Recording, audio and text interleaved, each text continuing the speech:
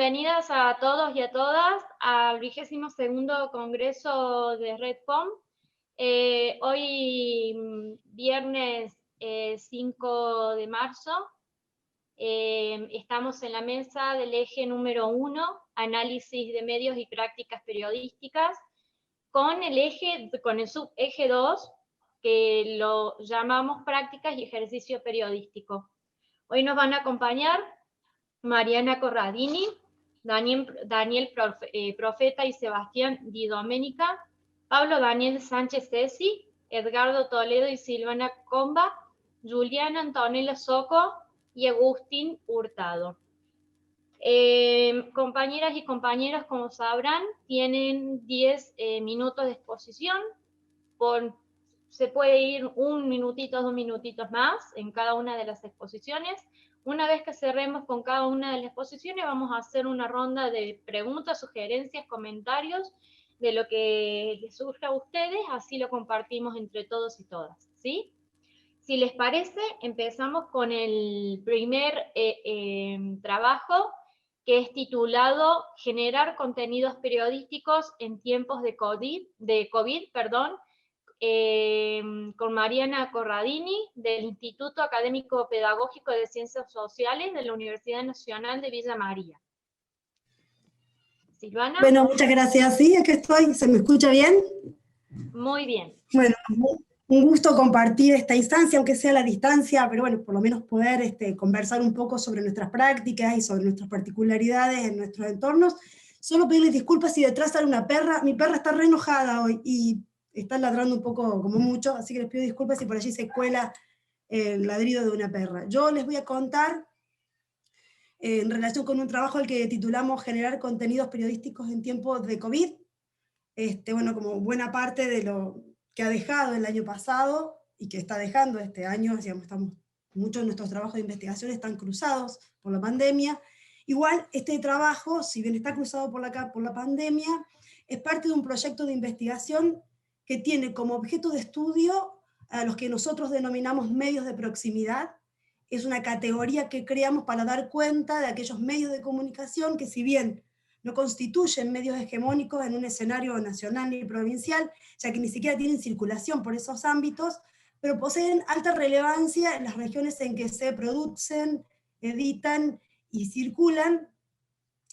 Desde este posicionamiento social, son medios que hacen de la proximidad geográfica, de tanto valor noticia, su valor noticia central.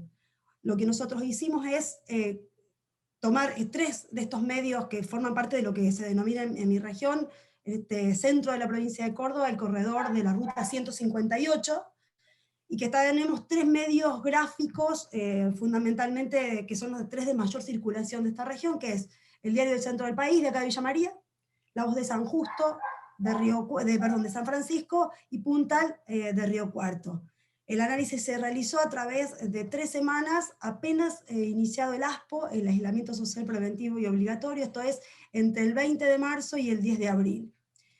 Esto en el objetivo de identificar las estrategias que pusieron en práctica los medios de comunicación bajo análisis para sostener la presencia de contenidos locales en una agenda que estuvo monopolizada por las novedades nacionales surgidas de la cuarentena, una agenda que tuvo poco de federal, incluso en el tema de las fuentes. Entonces lo que buscamos es estas estrategias que se hicieron necesarias para eludir el cerco que impusieron los hechos vinculados con por la pandemia por COVID-19. Nosotros venimos analizando desde hace 4 años, a lo largo de distintas convocatorias de nuestra universidad, distintos aspectos que hacen estos medios de proximidad, por considerarlos fundamentales en la defensa de la democracia y en el concierto de las voces que se pueden escuchar en nuestros entornos. Como les decía, en este caso vimos el tema COVID, un tema que por su anomalía centralizó y cooptó la agenda de la mano de fuentes nacionales oficiales. Se inscribe nuestro trabajo en el campo de la producción de la noticia de prensa gráfica, elegida por sobre el resto por sus características más estables y de mayor trascendencia, y porque, como pasa en buena parte del país, y fundamentalmente pasa en esta zona que tenemos bajo análisis, tiene una gran capacidad de fijar agendas en nuestros contextos de proximidad. Avanzamos en la descripción ejemplificada de una especie de matriz compuestas por los distintos mecanismos que a partir del análisis identificamos, que son los que utilizaron, o de los cuales se valieron estos medios, para poder asegurarse la preservación y la continuidad de los distintos contenidos locales en sus agendas publicadas. Hicimos un análisis de etapa, desde la certeza de que la portada de cada medio gráfico de aparición diaria configura la propuesta de realidad que se hace a los lectores, con quienes se plantea un mundo posible, en categoría, en términos de Alsina, que se supone compartido, mucho más si se trata de un medio de aparición diaria, con lo cual la portada de cada día es la máxima expresión de ese mundo posible, en tanto síntesis de las últimas 24 horas. Y fue en ese análisis posible la identificación de estas estrategias que ya les voy a contar, que configuran una matriz organizada en 4 categorías, en tanto estrategias para la generación de contenidos periodísticos. Las categorías son cobertura, localización, actualización e inéditos, siendo la primera cobertura la de mayor presencia en las agendas publicadas en estos medios bajo análisis. Les cuento qué ubicamos debajo de cada una de estas categorías. Cobertura es la estrategia que se inscribe en la habitual cobertura que hacen de los medios, de actividades programadas, de las cuales a las y los periodistas se les ha notificado, se les ha informado, saben de su ocurrencia, las fuentes informaron, la misma fuente avisó, vendría a ser lo que pasa y que puede preverse, ¿sí? Sería como el mundo de lo que pasa, el mundo de los hechos, que puede preverse, que puede organizarse con anterioridad, como habitualmente quienes informan, quienes convocan son fuentes conocidas, de fuerte presencia en la comunidad. Esta posibilidad, esta capacidad de salir a esas coberturas ahorra tiempo y recursos, dos condiciones muy importantes en nuestros medios de proximidad, como en buena parte de los medios, pero fundamentalmente en nuestros medios de proximidad, y también se advirtió que con la pandemia y las limitaciones para reuniones, coberturas vinculadas con actos, anuncios, conferencias, sesiones legislativas, todo se mudó a la virtualidad, ¿sí? Todo este tipo de actividades se cubrieron desde la virtualidad, sin el cara a cara, al menos en la primera etapa del ASPO. Y esto no significó lo mismo para la práctica periodística, esto es un ítem que hemos ubicado y en el cual estamos profundizando, porque esta imposibilidad del cara a cara complejizó la posibilidad de la pregunta y la repregunta en tanto instituciones básicas de trabajo periodístico. Entonces, por un lado lo que pasa de las fuentes, y a esto se sumó lo que pasa de los públicos tuvieron una mayor participación e incidencia en estas agendas publicadas, en tanto al estar más en casa, con la posibilidad de explorar y utilizar mucho más las posibilidades de contacto con los medios de comunicación, con estos medios de comunicación, con lo cual a lo que pasa de las fuentes también se le sumó lo que pasa de las audiencias. Ambos lo que pasa configuran lo que nosotros consideramos la cobertura, porque es, en términos generales, salir a cubrir aquello de lo cuales nos dijeron, nos avisaron, nos informaron. En ese tópico aparecen títulos como por ejemplo La Voz de San Justo, que como les conté era de San Francisco, estudiantes fabrican máscaras para combatir el COVID-19, gastronómicos piden ayuda al municipio, el municipio sale a controlar precios, en el diario del centro del país informan que los cadetes están habilitados, más aportes comunitarios en la pandemia. En Puntal Río Cuarto, Llamosas, que es el intendente, dijo que si no se bajan los precios habrá clausura de comercio. Es decir, es salir a cubrir. Una segunda instancia que también se vio mucho, sobre todo en este contexto de pandemia, es la localización, que es lo que nosotros definimos que consiste en hacer local, es decir, convertir en contenidos con proximidad geográfica, temas que están en la agenda nacional, incluso en la internacional, pero a las que se le da un anclaje territorial a partir de las voces conocidas y reconocidas. Es un desafío porque implica encontrar, y aquí voy a utilizar una categoría de Ana Torresi, socialmente relevantes para los diversos temas. Bajo esta categoría se encuentran las constantes consultas a voces locales sobre las causas y consecuencias de la pandemia, sobre las causas y consecuencias tanto sanitarias como psicológicas, como las distintas económicas, dando una mirada local que evidencia y describe el impacto que causa en la proximidad una situación nacional e incluso de impacto internacional. Mariana, disculpa que te interrumpa. Sí. Te quedan 5 minutos. Tenemos Perfecto. que seamos buenos con el tiempo, sintéticos. Acuérdense de que eran 10 minutos como máximo 1 o 2 minutitos más del tiempo. Te digo Sí, por lo sí. que vos recién vas por la primera caracterización y son 4, entonces por eso Hice digo 2 de que... categorías, no, ya hice 2, 2 hice categorías. cobertura y localización, me quedan 2 y después Bien, son muy breves las conclusiones, porque más que bien. conclusiones son pautas para pensamientos futuros. La tercera Bueno, categoría es la actualización, que consiste en volver a temas que ya fueron publicados con anterioridad para actualizarlo informativamente. Habilita un dato noticia esta categoría, que mayormente se hará en términos comparativos y que tendrá como resultado un verbo de acción, digamos, el qué de la noticia, ¿sí? Del tipo, aumentó, bajó, se mantuvo, para evidenciar un proceso de avances, retrocesos o repeticiones. En este ítem es posible encontrar las actualizaciones informadas a diario, y no solo por nuestros medios de proximidad, sino por todos los medios, sobre ocupación de camas críticas, cantidad de contagios, fallecidos, futuras medidas y demás.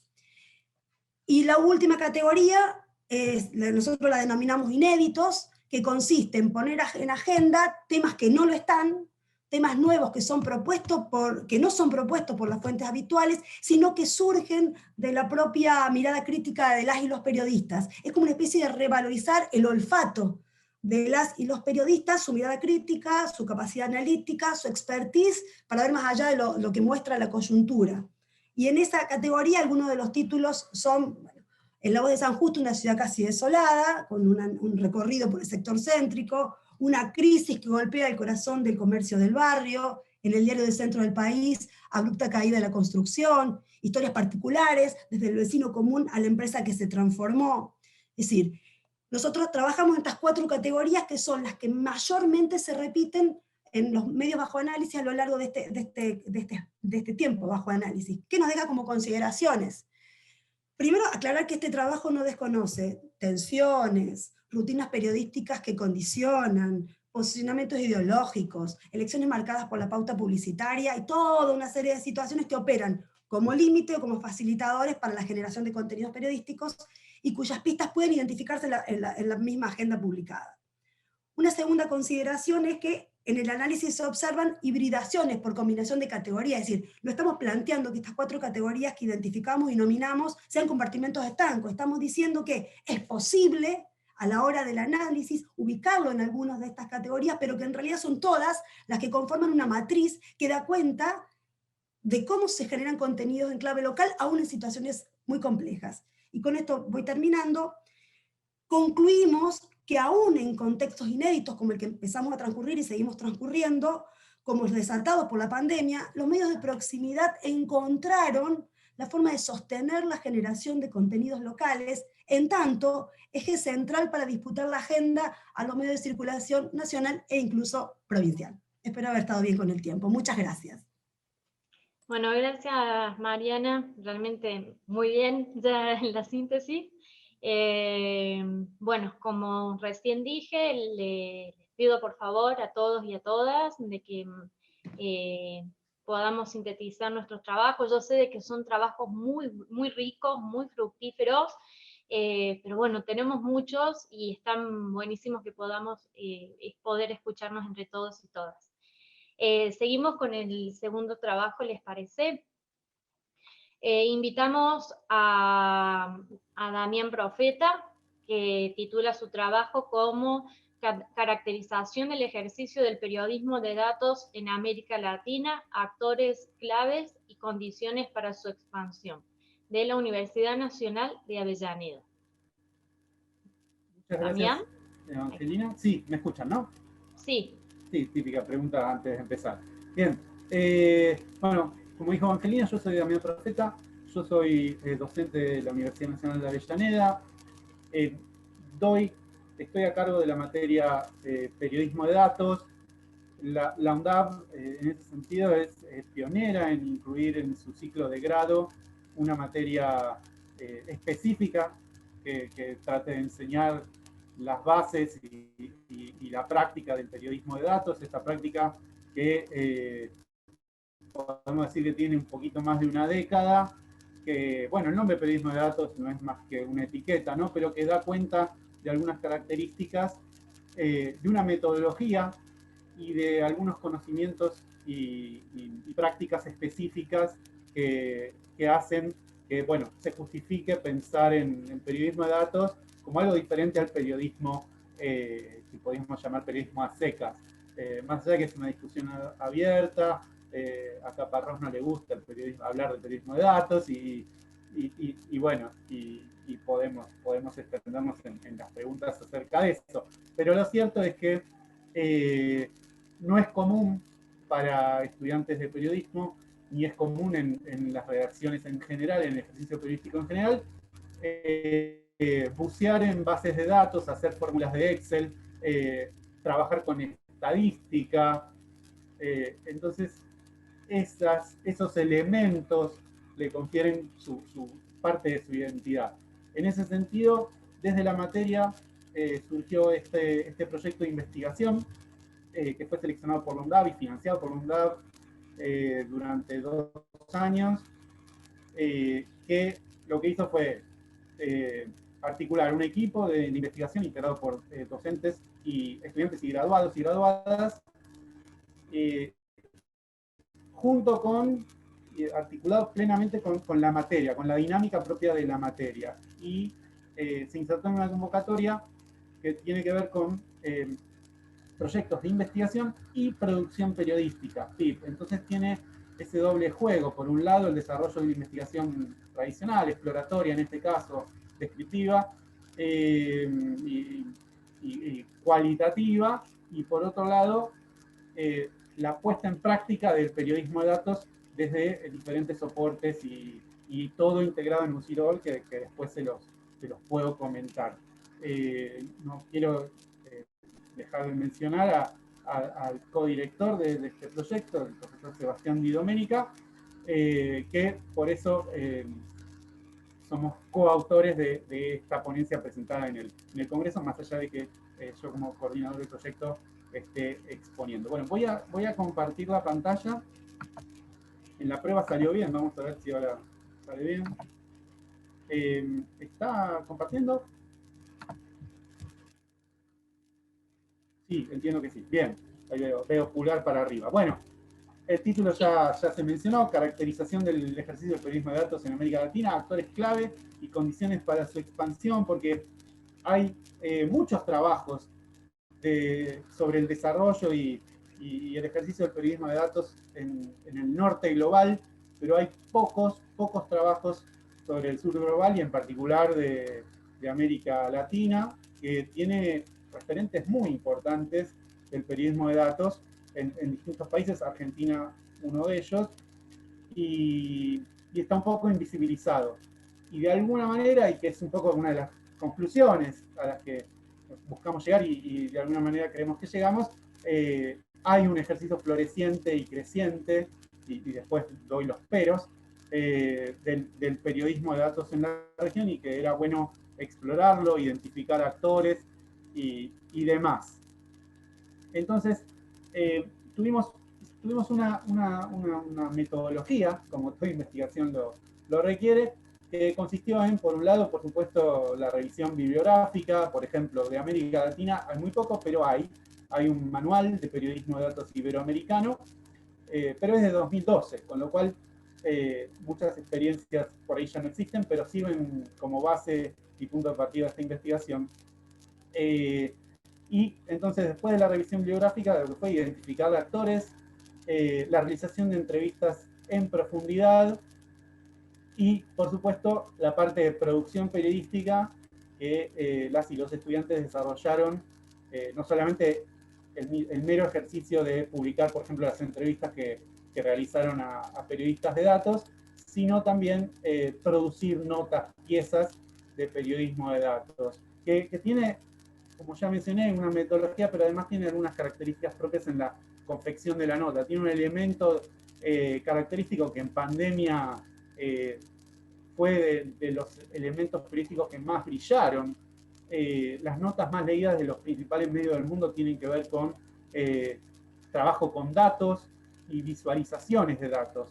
Entonces, estas notas periodísticas no solamente se basan en la búsqueda, la limpieza, el procesamiento y el análisis de bases de datos, sino también la construcción de aplicaciones de noticias o gráficos interactivos, o como llamamos en la materia y se llaman el periodismo de datos, visualizaciones, que buscan explicar los principales hallazgos en los datos de una manera sencilla y que pueda ser entendida por públicos lo más amplios posibles, e incluso, aparte de lo que tratamos de dilucidar, bueno, mover a la participación, al involucramiento del público, lo que solemos llamar en el periodismo digital engagement. Bueno, durante el segundo cuatrimestre de 2019 y todo 2020, bueno, el equipo de investigación junto con las y los estudiantes entrevistamos y relevamos a experiencias de 21 medios de 11 países de la región. No sé que podríamos ampliar algunos casos, pero en principio con eso como cuerpo de trabajo fue útil. Y se entrevistó en profundidad a 26 periodistas que están llevando a cabo experiencias de periodismo de datos un poco para entender, con un formulario guía, con una entrevista estandarizada acerca de, bueno, cómo trabajan, cómo se conforman los equipos, que es otra característica propia del periodismo de datos. Se hacen equipos, es raro ver a un periodista o una periodista en solitario hacer periodismo de datos, se hace mayormente en equipos porque suelen intervenir diseñadores, programadores, incluso expertos en análisis de grandes bases de datos. Si nos vamos a casos enormes, como por ejemplo en los Panama Papers, ahí requirió no solamente de periodistas, diseñadores y programadores, sino también expertos en el análisis de enormes cantidades de datos. Ahí está en la presentación, bueno, se pueden ver una marquita en cada país, de donde relevamos medios, experiencias y periodistas. Están los nombres de los medios ahí, en esa suerte de nube de palabras. Y no intentó ser comprensiva de toda la diversidad, pero sí por lo menos un reflejo de esa diversidad de medios. No sé cuánto tiempo me queda. 5, perfecto. Vamos a llegar muy bien. Bien, ahí. Voy pasando por los resultados y cualquier duda, comentario la complementamos en la parte de preguntas y diálogo en general.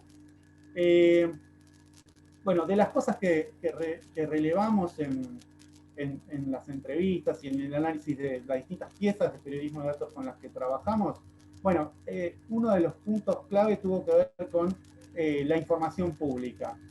El acceso a la información pública en cada país es diferente, más allá de que en los últimos años hubo movimientos ciudadanos y avanzadas legislativas que permitieron contar por lo menos con algunas leyes nacionales en la región. La mayoría de los países tienen su ley de acceso a la información pública, pero hay muchas diferencias y aparte hecho el texto, hecha la brecha entre texto y realidad. La verdad es que lo que vimos que hay disparidad en el acceso real a la información pública, y además muchas veces está circunscrito a cuestiones de índole federal o nacional, y a nivel de departamentos, provincias o regiones, y a nivel ni hablar de municipios, todavía la cuestión es casi inexistente. Entonces eso es una brecha a la hora de pensar el periodismo de datos en América Latina, sobre todo si lo comparamos con el ejercicio del periodismo de datos en lo que podemos llamar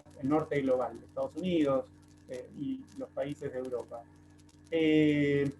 Hay trabas burocráticas todavía, hay mucha entrega de información en los viejos formatos, papel, mucha información en papel que hace muy difícil el trabajo digital y el procesamiento y el análisis, pero además, aunque la información esté en formato digital, muchas veces se entrega en formatos cerrados, que no pueden darse, no se le puede dar un procesamiento digital automatizado, lo que genera más tiempo, más trabajo.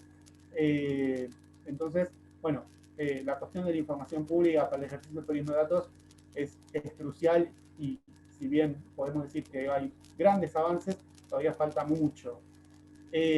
La cuestión de los recursos. Hacer periodismo de datos, coinciden todos y todas las y los periodistas consultados, es caro. Es caro por esto que yo les mencioné, se trabaja en equipos mayormente, pero también es caro porque lleva mucho tiempo. No es copiar y pegar una nota como hace la mayoría de los portales en su día a día. No es llamar a alguien y que te dé un testimonio y publicar. Lleva tiempo, y ese tiempo se traduce en dinero en los medios. Entonces, la falta de recursos es una cuestión importante a la hora de pensar el periodismo de datos en América Latina. En tercer lugar, el modelo de negocio, que está muy vinculado a lo anterior, pero tiene características propias, porque los modelos de negocios predominantes en los medios digitales de la región tienen que ver con los clics, con las visitas, con las páginas vistas, con las impresiones, y eso hace que lo que se busque es generar contenidos rápidos y en cantidad.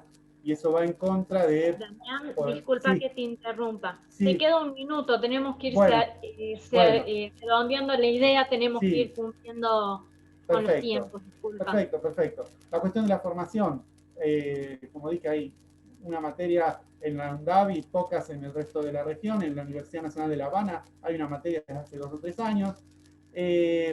Y finalmente, para cerrar acá, junto a las últimas 3, sí concluimos que el periodismo de datos permite encontrar historias que de otra manera no habrían podido encontrarse, analizando y procesando y contando lo que dan las bases de datos de acceso público.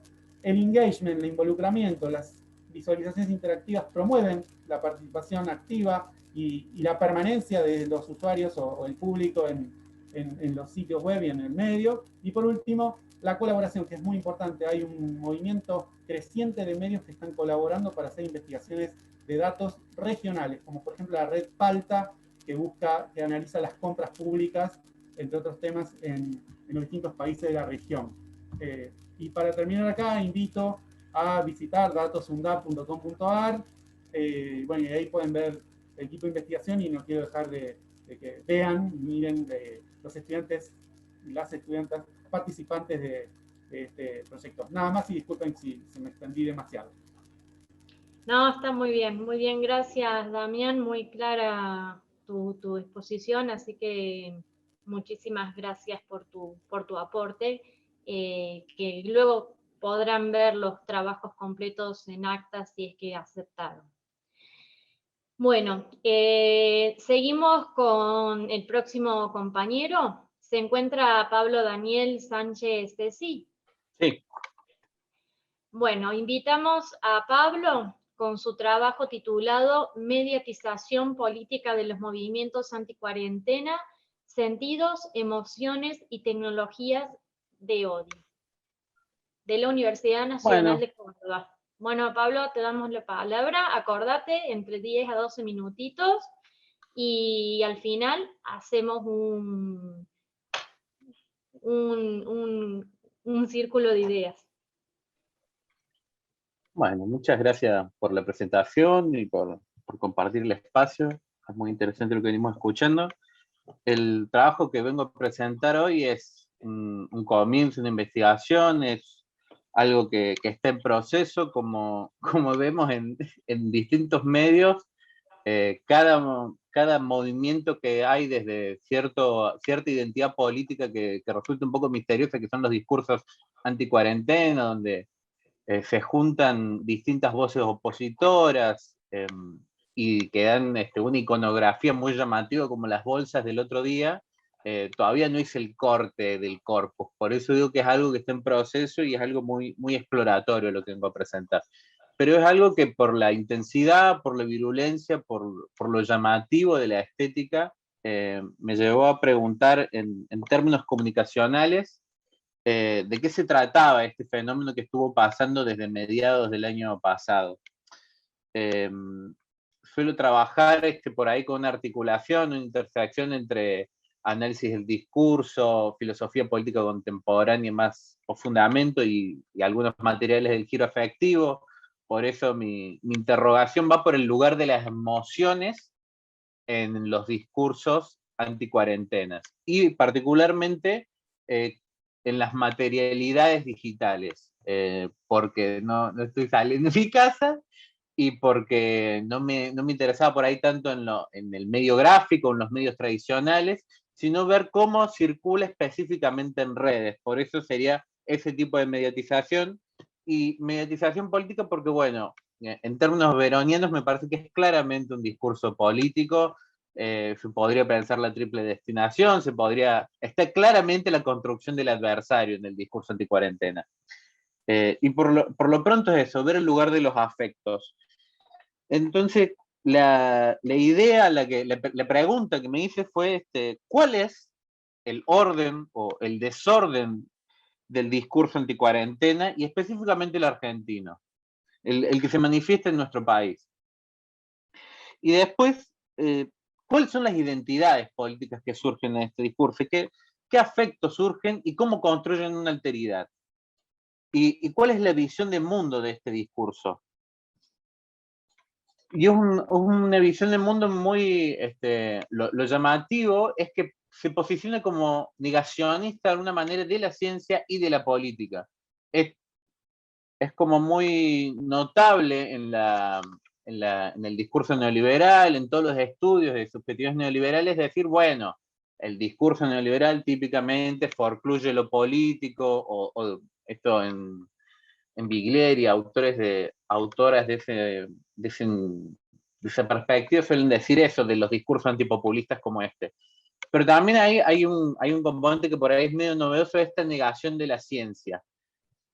Y digo particularmente argentino porque hay muchos trabajos en el resto del mundo. Por ejemplo, hay un autor, McNeill Wilson, que estudia discursos anticuarentenas en Europa, y él hace un análisis de framing y encuentra como 6 marcos que son transversales a distintas agrupaciones de extrema derecha europea. Él habla de la migración, la globalización, la gobernanza, la libertad, la resiliencia y la conspiración, como 6 marcos en los cuales se produce el discurso anticuarentena típico de la extrema derecha europea. Entonces digo, bueno, acá en Argentina rápidamente podemos identificar algunos que nos suenan conocidos, digamos, la cuestión de la libertad, la cuestión de la globalización, la cuestión de la gobernanza, la cuestión de la conspiración, en algunos que han sido notablemente delirantes, y por ahí lo que no vemos tanto son las cuestiones referidas a la migración y las cuestiones de la resiliencia. Después hay unas investigadoras que hicieron un análisis de la resistencia en Italia a aplicar en medidas de distanciamiento. Creo que es como economía del comportamiento, en ese tipo de marco teórico. Lo que se encontraba mucho es que había una notable influencia del género. Como que lo que pasaba es que muchos varones se resistían al uso de barbijo porque, bueno, lo identificaban como algo que iba en contra de su identidad masculina, algo que menoscababa cierta idea hegemónica de la masculinidad, lo que llamamos masculinidad tóxica y frágil. Que bueno, eso también lo podemos ver en el marco argentino. No sé, soy de Córdoba, no sé el resto si vio las manifestaciones específicamente en Córdoba, pero en nuestra ciudad hubo un notable componente antifeminista en los discursos anticuarentena. No sé si ustedes la vieron, no traje imágenes porque no las quiero, son horribles todas, pero era como una bandera donde había un soldado que agarró a una mujer y decía patriarcado argentino, lo cual es una locura, ¿no? Ponerse en el lugar de denunciación del patriarcado como si yo soy el capitalismo, ese nivel de narcisismo es increíble. Ya vamos a hablar de narcisismo. Y bueno, después Orellana vio que muchos crímenes de odio contra el personal de salud venían de estos lados, ¿no? Y que particularmente afectaban a mujeres enfermeras de distintos países el análisis. Entonces, acá también lo vimos, yo no lo saqué de mi corpus de análisis, pero me resultó muy interesante ciertas notitas que circulaban de algunos edificios donde querían echar a doctores, doctoras, personal sanitario, pero bueno, fueron también blancos de este discurso de odio. Bueno, acá tomaba un dato de una consultora cordobesa que decía que el 48% de los entrevistados y entrevistadas decía que el virus lo había creado un laboratorio. Ya esto era en mayo del año pasado. Ya en mayo del año pasado tenemos un dato cuantitativo de que hay algo que está raro, por lo menos en la subjetividad. Y después, bueno, no sé si se acuerdan, Cafiero tuvo un intercambio con el diputado Iglesias sobre quiénes son los odiadores. Digo, bueno, acá hay un problema para mí teórico muy interesante, es rescatar teóricamente la noción de odio y sacarla de la discusión política o de lo que se puede, o lo que anda circulando en la política y periodística, ¿no? ¿Qué es el odio? Y para mí el odio no es necesariamente malo. Uno podría pensar el odio de izquierda, podría pensarse un odio feminista, como lo piensa Gabriel Giorgi en un libro reciente muy interesante sobre los discursos de odio, o se podría pensar un odio contra lo malo, con lo malo. Habría que pensar una lectura extramoral de los afectos. Creo que eso es lo que se plantea desde mi marco post-fundamento, desde el giro afectivo y la semiótica. Y lo que encontraba en el odio, así voy rápidamente a los primeros resultados que tengo, es que hay una especie de dominante de patos, diría Genot, donde empiezan a circular todos estos componentes etnocéntricos y egocéntricos, que acá puede estar ese componente de la migración que le decía recién. Estos significantes pueblos argentinos, sí. 2 minutitos. Te escucho. Van, sí. 2 minutitos, ¿sí? La gente, la patria, la república, esta idea de somos la constitución. No traje el corpus porque lo quería hacer bastante rápido. Pero así la conclusión parcial a la que llego, la hipótesis que voy a seguir a partir de ahora, es que este discurso tiene como sedimentado, tiene las huellas de unas condiciones de reconocimiento previas, tiene un discurso previo, que es el significante del mérito. Solo alguien subjetivizado neoliberalmente, bajo discurso individualista, puede creer que no le tiene que tener miedo al coronavirus, que puede estar desapegado de una lógica de los cuidados, de la lógica de la solidaridad. Digo, en los discursos del mérito está el germen de estos discursos. Eso es algo que podríamos profundizar después. Bueno, muchas gracias.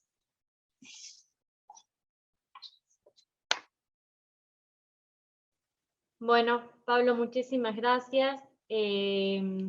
Gracias por ser respetuosos con el tiempo, para, como vuelvo a decir, para que nos escuchemos entre todos y todas. Ahora vamos a invitar a Edgardo Toledo y Silvana Comba, ¿se encuentran? De la Universidad Nacional de Rosario. Bueno, buenas tardes a todos y a todas. Vamos a comenzar. Hoy asistimos a un nuevo estadio en la forma de la construcción de los modos de la comunicación, como todos sabemos. En este nuevo siglo, los medios de comunicación se fueron transformando. Pasamos de los aparatos de comunicación a distancia, eléctricos, electrónicos, que todos nos hemos criado y divertido y consumido, y que nos hacen devolver a una realidad secundaria. Pasamos a una tecnología de la memoria y ahora la sumamos una tecnología de la comunicación de la inteligencia. Todas ellas generan nuevos ámbitos perceptivos, nuevos ambientes, culturas diferentes, lo que podríamos denominar una nueva ecología de medios.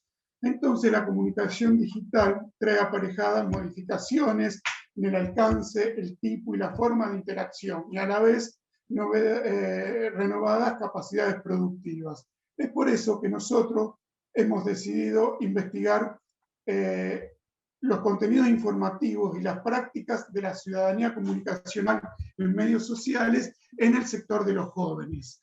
Esta investigación que estamos llevando adelante busca describir y comprender las prácticas del consumo, la producción y la comunicación de los contenidos informativos que los jóvenes realizan cotidianamente en los nuevos medios o en los medios sociales. Para eso, nosotros partimos de algunos conceptos básicos que creemos necesarios hacer explícitos, que ya veníamos trabajando en investigaciones anteriores. Uno de ellos es que pensamos a la tecnología como diseño de prácticas que podemos realizar usando determinados artefactos. O sea, que ponemos el acento en las prácticas y no tanto en la dimensión más instrumental de la tecnología. Y por otro lado, un concepto que creemos también usamos mucho y nos parece fundamental, es el de uso social de tecnología. O sea, no hablamos solamente de uso como una dimensión de manejo apropiado técnico de un dispositivo, sino de uso social. El uso social como un operador de apropiación de productos, tanto materiales como simbólicos, que están insertos en un tiempo y en un lugar, por eso Comenzábamos diciendo que hoy la ecología de medios es distinta y eso tiene influencias en los modos en que nos apropiamos, particularmente los jóvenes, de los contenidos informativos. En la actualidad, en la actual sociedad de plataformas, observamos que a mayor escala del capitalismo, mayor es la influencia de la comunicación mediada. Los dispositivos clásicos para el consumo de la información, la TV, la radio, la prensa gráfica o portales de noticias, están siendo reemplazados cada vez más por un dispositivo paradigmático de nuestra época, el celular en su versión smartphone. El celular es una puerta de entrada al consumo incidental de contenidos informativos. Los jóvenes ya no van a buscar información, sino que se encuentran con ella mientras van surfeando en la pantalla del celular, inmersos en las redes, en cualquier momento del día.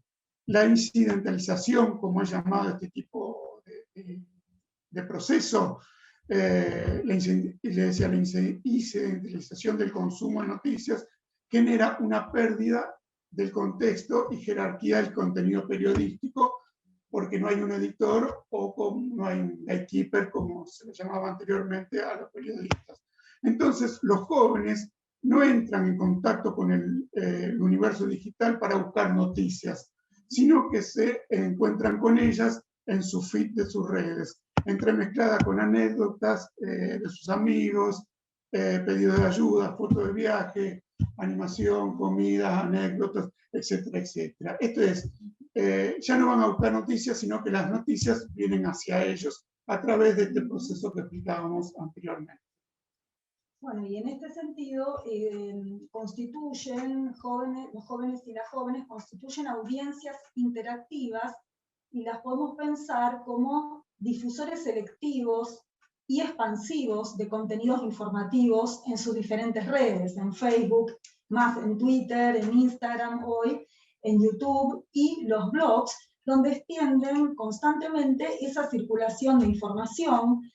Son también orientadores de preferencias, van convocando a sus seguidores o a sus amigos a consumir esos contenidos bajo nuevos formatos y nuevas narrativas, ¿no? Así encontramos, por ejemplo, los memes, que ya tienen como una historia, una corta o breve historia, pero que son muy usados, los podcasts, deepfakes, fotos, o sea, hay también un componente que está muy presente en los contenidos informativos, que es el de entretención o el del humor, aun cuando se trate de información, ¿no? Y en ese sentido los memes combinan estas características. De este modo podemos pensar que están ejerciendo una curaduría de contenidos informativos.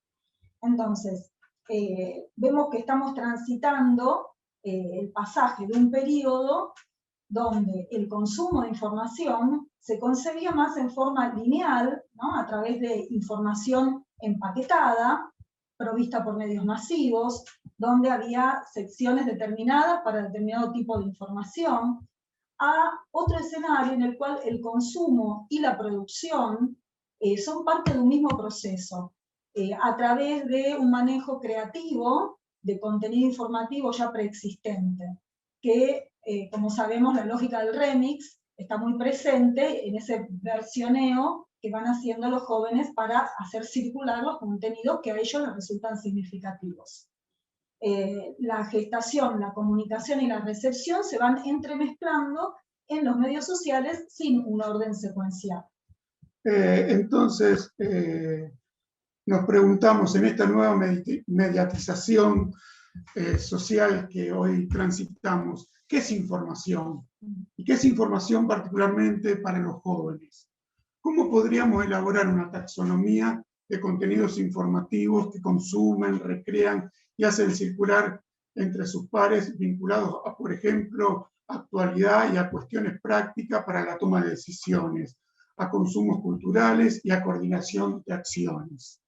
¿De qué forma la arquitectura de la información de esos medios sociales, traducidas en propuestas de interfaz, influyen en la experiencia de los jóvenes cuando consumen, producen y comparten e interactúan esos contenidos informativos? Bueno, y en este sentido sabemos que vivimos en una sociedad de plataformas, entonces creemos también necesario, en relación con la arquitectura de la información que nos proponen las plataformas, hacer una revisión crítica que nos permita entender las tensiones que se producen hoy cuando intentamos abordar esas plataformas como espacios ampliados de expresión, pero que a la vez nos están condicionando. Y aquí, bueno, hay mucha literatura sobre tanto fake news como burbuja, y con todos los cuestionamientos, pero sí creemos necesario hacer esa revisión crítica. Y como plantea, por otro lado, Sierra Caballero, también necesitamos ver los procesos de acceso y apropiación local de la tecnocultura, de estas nuevas narrativas, de estos nuevos medios sociales, considerando el papel de las políticas públicas y las nuevas formas también de dominio, de control social, que inaugura este capitalismo cognitivo, como lo denomina Sierra. Y esto también nos llevaría a pensar, vinculado con el consumo de información, en cómo se articula hoy los conceptos de ciudadanía, comunicación, cultura. O sea, el gran componente comunicacional que hay hoy en el ejercicio de la ciudadanía. Bueno, y para tranquilidad de Evangelina ya estamos terminando, pero sin antes terminar con una reflexión que queríamos compartir con ustedes, y dice que las nuevas formas de dependencia y emancipación suscitadas por el capitalismo conectivo actúan como estímulos para repensar el concepto de participación, para nosotros estrechamente vinculado al consumo y producción de contenidos informativos. Cómo hoy los jóvenes y las jóvenes, en esta continuidad online-offline, pantalla-calle, ejercen la ciudadanía comunicacional conectiva y ensayan nuevas formas de hacer política. Bueno, muchas gracias. Gracias. Bueno, muchas gracias, Edgardo, muchas gracias, Silvana, también por ser muy sintéticos, muy claros, muy rico su trabajo también, que después seguro que lo podrán leer los otros compañeros y compañeras. Ahora, si les parece, seguimos con Juliana Antonella Soco, de la Universidad Nacional de Quilmes, con su trabajo titulado No rompa el aislamiento, la recomendación de las agendas. Juliana. Hola, buenas tardes, ¿me escuchan? Sí, ¿Estoy compartiendo pantalla desde el PowerPoint? Sí, se ve la pantalla. Acordate entre 10 a 12 minutos para tu presentación. ¿Sí? Sí, bueno, muchas gracias, buenas tardes a todos y a todas. Les cuento que esta ponencia nace a finales de marzo del año pasado, después fue evolucionando su escritura y los datos y demás, hasta convertirse en un artículo que se publicó más o menos en noviembre. Yo soy investigadora de la Universidad Nacional de Quilmes, actualmente y hace ya 7 años trabajo en la Secretaría de Prensa y Comunicación de la Nación. Dentro de la Universidad Nacional de Quilmes, formo parte del equipo de investigación de Martín Becerra y me dirige Natalia Aruete en el Observatorio de Medios que inauguramos ya hace 2 años, de agendas, calidad informativa y procesos productivos en los principales medios del país. El trabajo empieza retomando que la declaración del nuevo coronavirus COVID-19 como pandemia, el 11 de marzo, ocasionó un cimbronazo y durante el trabajo lo que hago es asociarlo con Pride como evento crítico de restablecimiento, según lo que él define. Un punto de mi trabajo es considerar a la atención pública como recurso escaso y enfocarme en el tratamiento de este nuevo issue como un reconfigurador del encuadre a partir de que cambia la definición de la situación. Recordemos que hasta principios de marzo era una amenaza lejana, el ministro de Salud había salido a decir que no iba a llegar y demás, y drásticamente cuando la OMS lo declara pandemia, tuvimos todo un cambio de definición de la situación respecto de lo que ocurría con el COVID. Para hacer el abordaje me apoyé inicialmente en la agenda setting, porque parte de mi trabajo versaba en análisis de tapas, entonces de ver las tapas de toda la nación y de la tirada nacional, opté por elegir esta metodología, hablo de cómo se gestó y demás, porque me interesaba retomar a Lippmann 1922, cuando habla de imágenes mentales, y su definición de que el ambiente es en su conjunto demasiado vasto, demasiado complejo y demasiado fugaz para el conocimiento directo. Es por esto que necesitamos imágenes mentales para conformar un mapa.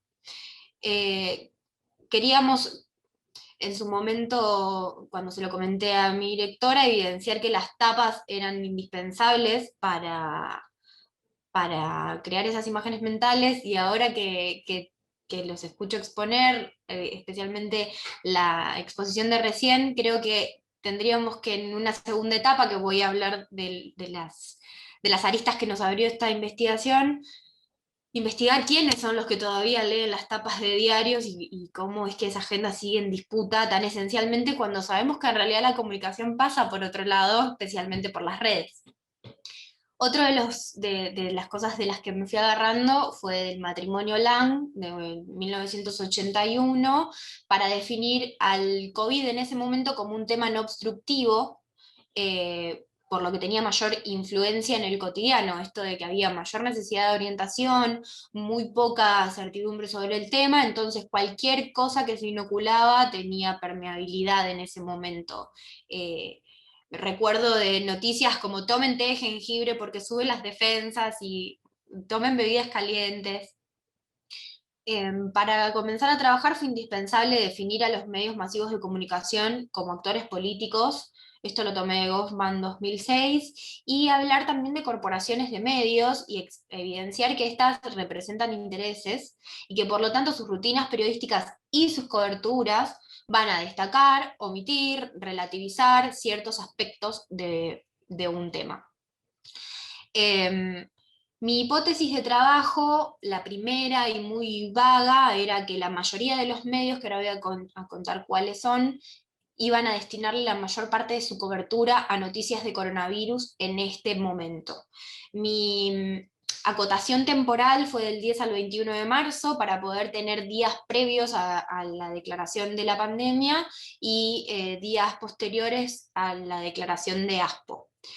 Como esto se escribió un 25 de marzo más o menos inicialmente, era como extender la semana en la que a mí me había llamado la atención la explosión de la palabra coronavirus en el material que analicé. Mi metodología de trabajo parte de la definición de tema de yo, donde habla de que un tema se compone de acontecimientos relacionados, y tomo de Aruete 2015 que estos acontecimientos se convierten en tema cuando tienen un nivel de importancia tal como para estar en la agenda. Dentro de mis objetivos estaba analizar la relevancia, entonces tomé en cuenta tanto la jerarquía de los titulares y la frecuencia de aparición del issue coronavirus. Los medios que analicé son La Capital de Santa Fe, El Tribuno de Jujuy, La Voz de Córdoba, La Opinión Austral de Santa Cruz y La Nación y Página 12 como medios de tirada nacional. Más allá de que hay notas que se pueden recuperar en portales, yo tomé la impresión de las tapas de las ediciones impresas. Fueron un total de 67 tapas. Hubo un día en que Página 12 no salió por el paro de mujeres, por ejemplo, el 8 de marzo, así que salió recién el 9. Ese día no hubo edición impresa, y hubo diarios que tuvieron doble tapa, ahora más adelante lo voy a comentar. Para analizar la relevancia, en cada una de las tapas agarré el titular principal y luego los demás titulares que mencionaban coronavirus. Para las notas sobre coronavirus, además, desarrollé subcategorías, que después fueron armadas como en un libro de códigos. Dentro de estas subcategorías, cuando se hablaba de COVID, analicé cuándo se hablaba de economía, cuándo de situación local, cuándo de aislamiento y cuánto de medidas de los ejecutivos. Y a su vez, sobre las medidas de estos ejecutivos nacionales, provinciales y municipales, cuáles hablaban de medidas de trabajo, cuáles de medidas de economía, cuáles de medidas de seguridad, cuáles de educación y cuáles de aislamiento social preventivo obligatorio. Tanto antes como después del anuncio del decreto de necesidad de urgencia, el 297 del 2020, que dispone el ASPO, las notas sobre coronavirus mencionaron en un 27% las medidas preventivas de aislamiento. A ver si tengo el gráfico. Sí. Está medio lenta, pero va. Y detalles o medidas o cuestiones sobre el Ejecutivo Nacional, los ministros o los gobernadores provinciales. Dentro de las medidas que ejecutó el gobierno, el 63% de la cobertura de las notas que abordaron el tema de coronavirus. De 67 casos, 42 registraron en titular o bajada acciones políticas o anuncios del presidente o su gabinete, que lo podemos ver en uno de los 29. El 10% se enfocó en resoluciones atinentes a modalidades de trabajo, que ahí empezábamos a hablar de teletrabajo, de qué iba a pasar, de qué actividades estaban restringiéndose, cómo nos íbamos a quedar en casa. Un 12% en resoluciones de educación, un 14% en lo que es impacto económico, que lo pueden ver en celeste, un 29% a medidas de seguridad y al protocolo de aislamiento, respectivamente. Ya pasando a los medios analizados específicamente, si comparamos cuánto le dedicaron a la cobertura de medidas nacionales y cuánto le dedicaron a la cobertura de medidas locales o provinciales, encontramos que lo van a poder ver en el gráfico de barras. Recordemos que no completan un 100% de porcentaje estas barras porque hay otras notas que entraron en el análisis que no son de medidas. La voz no lo tenemos primero la voz. La voz es en la tercera columna, un 58% de noticias nacionales frente a un 17% de situación local. La opinión austral, que lo podemos ver en la última columna, un 46% de nacional contra un 23% de la situación local. La capital, que es el primero, 36% y 36%. Y lo particular es el Tribuno de Jujuy, donde el 75% de notas hablan de lo nacional y no se habla de nada a nivel local. Otro hecho particular que destaqué en esta primera ponencia, que me había llamado la atención durante esa semana, fue la imagen que pueden ver a la derecha, que es la medida de ADEPA que salió el 19 de marzo, en donde la totalidad de los medios que analicé tuvieron en su tapa la campaña de ADEPA y gubernamental que decía: al virus lo frenamos entre todos, viralicemos la responsabilidad, somos responsables. Incluso uno de los diarios, que es La Opinión Austral, tuvo doble tapa y debajo puso su tapa de diario, y bueno, se subieron ese día a la web y demás, donde su noticia más importante también era el coronavirus, 19 de marzo. Bueno, esta medida nos dio una ilusión de que las agendas iban a ir en esta semana en consonancia con lo dictado por el gobierno nacional, que de hecho en esa semana fue evidente, hubo congruencia al modo de comunicar. Uno de mis objetivos a la hora de elegir los medios era tener un medio del norte, un medio del sur, un medio del centro que no fuera nacional, y dos medios contrapuestos para analizar las coberturas, si bien esto es tapas, antes de meternos en las notas, que fue una instancia posterior. En lo que respecta a la hipótesis de trabajo, de un total de 482 noticias de tapa, 257 fueron sobre coronavirus, que es un 53% del total, que es lo que podemos ver en este gráfico en el verde más claro. Ya si nos metemos en cada uno de los medios, La Nación y Página 12 le dedicaron un 58% y un 67% respectivamente de las notas al COVID. La Voz de Córdoba es el porcentaje más bajo, que es un 36%, el Tribuno de Salta un 41%, La Opinión Austral un 48% y La Capital un 63%. Entonces mi hipótesis queda parcialmente confirmada, porque si bien los porcentajes de cobertura son altos, hay medios provinciales en donde no se superó el 50%. También tiene que ver con que no se analizaron diarios de Chaco, por ejemplo, que fue donde ya había un caso de coronavirus, que fue ese docente que contagió a muchas personas. Entonces, justo en las provincias que analizamos no había casos en ese momento, en esa semana, era solo medidas. En cuanto a la jerarquía, que había mencionado que me había centrado en los titulares, 61 de 67 notas principales de etapa abordaron en su titular o en su bajada el issue coronavirus. Para ir cerrando, algunas reflexiones finales que disparó este trabajo fue charlar sobre la suma cero de SU de 1992, en donde ligado a que la atención pública es escasa, dice que nosotros podemos fijar la atención solo en una cantidad determinada de temas, que suelen ser entre 4 o 5, y que estos temas entran en disputa por su lugar en la agenda pública, que la introducción de un nuevo asunto va a desplazar indefectiblemente a otro. Y lo comprobamos incluso si atendemos a que en esta semana temas como economía, política, ni hablar femicidios, perdieron exactamente el 53% del espacio de la cobertura, de la cobertura analizada, porque lo copó el coronavirus. Habíamos hablado de analizar esto como un evento crítico porque se redefine la percepción del problema, impacta de manera redefinitoria en políticas públicas.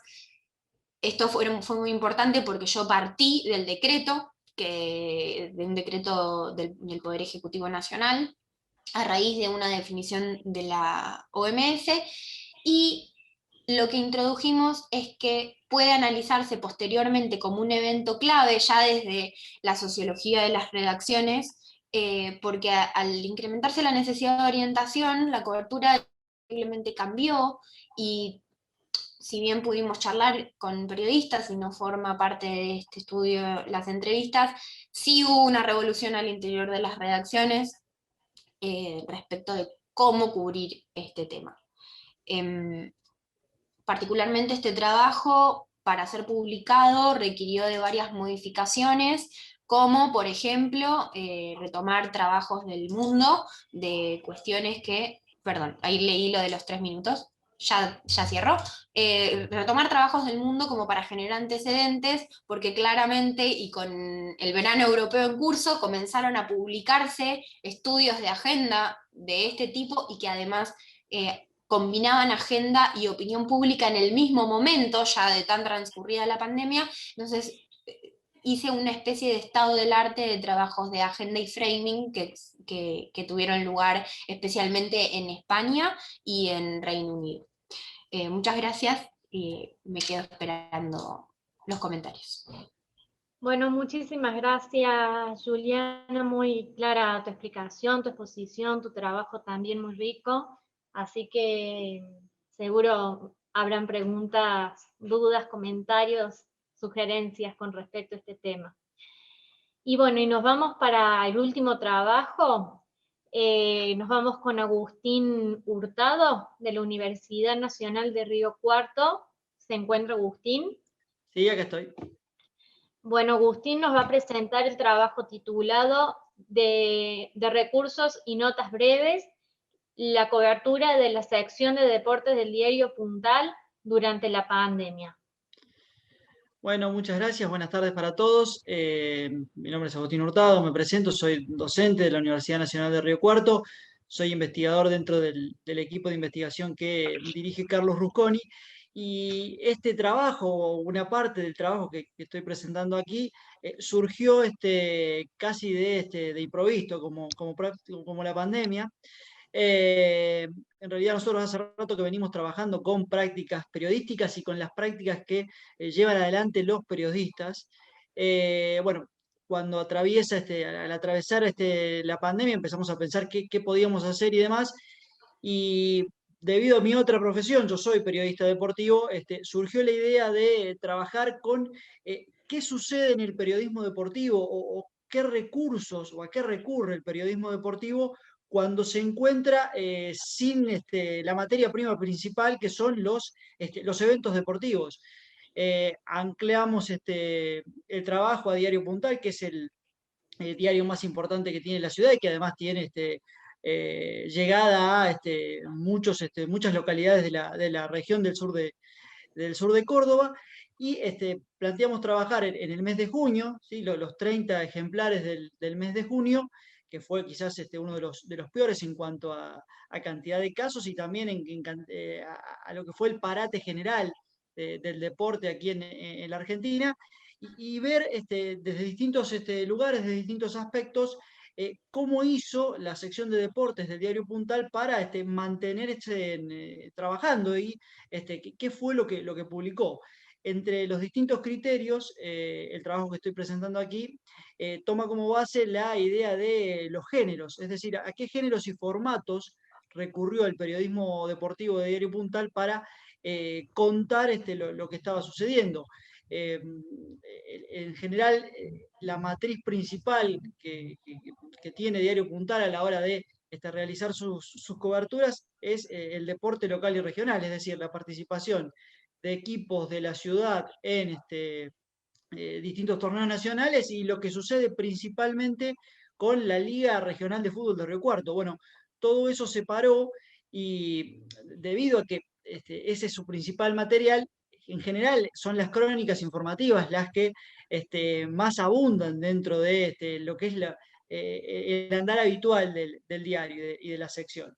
En ese sentido, decidimos tomar la definición de género para trabajar de Gutiérrez Palacios, que lo define como los modos convencionales de captar y presentar la información, y para obtener algún tipo de clasificación, aunque hay diversas y muy variadas, nos fuimos con la de Ángel Benito, que distingue el género ideológico, en el cual la opinión es mayor a la información, el informativo, en el cual predomina justamente la información, y el de explicación, que aborda los temas quizás con más profundidad.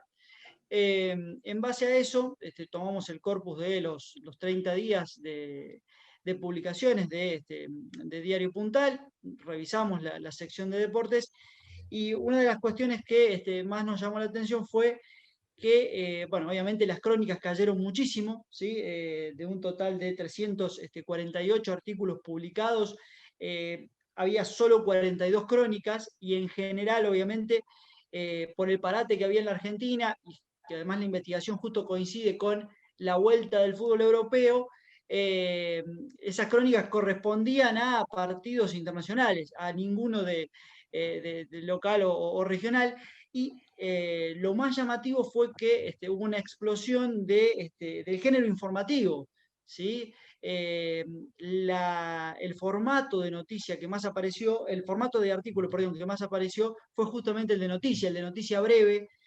suministrado principalmente por el ámbito nacional e internacional. De esos 348 artículos, 293 fueron informativos y 200 son noticias. Una de las cuestiones que más nos llamó la atención fue que ante tan escasa producción de eventos de los cuales poder generar noticias, justamente el diario recurriera a noticias breves para llenar los espacios y dejara de lado quizás los otros géneros como el opinativo o el explicativo. Prácticamente no hubo columnas de opinión, solamente 4, y en cuanto a textos de profundidad, solo 4 también informes especiales, y ninguno de ellos del ámbito local o regional, sino que del ámbito nacional, y que justamente tenían que ver con cuestiones surgidas a través de la pandemia. Y la otra cuestión que nos llamó mucho la atención fue el recurso del recuerdo, ¿sí? Esto de rememorar a través de entrevistas en profundidad o de pequeñas reseñas cosas que ocurrieron tanto en el ámbito regional como en el ámbito nacional. Fue muy notorio la entrevista en profundidad a viejos referentes deportivos de la región y de la localidad, que prácticamente en cada una de las ediciones había una o dos de este tipo de entrevistas. Fue ese quizás el recurso más utilizado para llenar el espacio que dejó la pandemia, ¿sí? Quizás esos dos datos, la cuestión de la utilización de la noticia y la cuestión de la entrevista en profundidad, fueron los que más nos llamaron la atención. Sobre todo la utilización de la noticia en una época en la cual el medio impreso, si hay algo de lo que justamente, o en lo que justamente no puede competir es en la cuestión noticiosa, teniendo en cuenta las redes sociales y demás. De hecho, muchas de las noticias publicadas en la edición impresa eran las mismas que habían estado durante toda la tarde en la propia web del diario. Es decir, llamó mucho la atención que ese fuera el recurso principal para llenar el espacio y no quizás caer dentro de los otros géneros y dentro de los otros formatos. Esas son más o menos las ideas principales que quería exponer. Después están las de los otros distintos puntos que fuimos analizando, como la ubicación geográfica y el origen geográfico de las noticias y demás, pero para ser sintético, quería hablar un poco del tema de los géneros.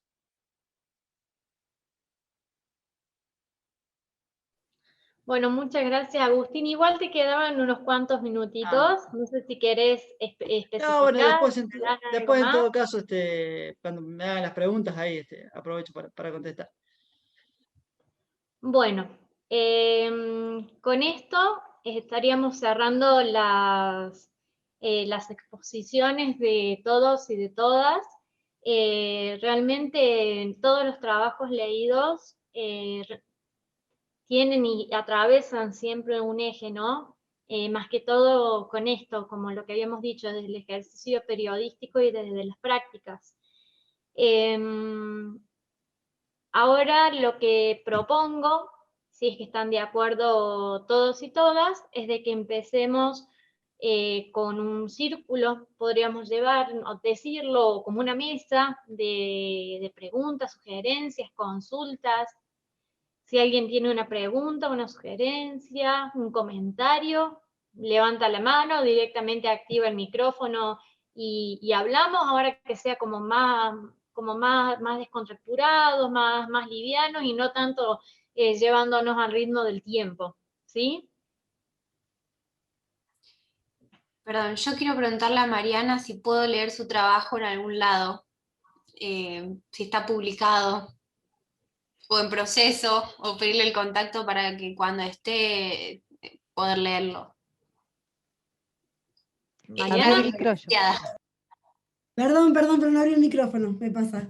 Sí, no, Juliano, todavía no está publicado, está en proceso, no exactamente este trabajo, porque a partir de las categorías y esta matriz que identificamos, lo que hicimos es ver si era aplicable a otras situaciones o a la agenda publicada en general de estos medios de proximidad, y efectivamente son prácticas que se repiten, con lo cual con alguno tangencialmente se toca lo que presentamos para publicar en Sociales Investiga, que es la revista de nuestra universidad, nuestro instituto académico pedagógico, así que está presentada, por supuesto, para que los que tienen que evaluar si efectivamente da para publicación tomen las decisiones, y si la decisión es que sí, ahí estará publicada el trabajo. Pasa que entre tu trabajo y el mío hay algunos puntos de contacto, sí. Pero ¿puedo seguir o...?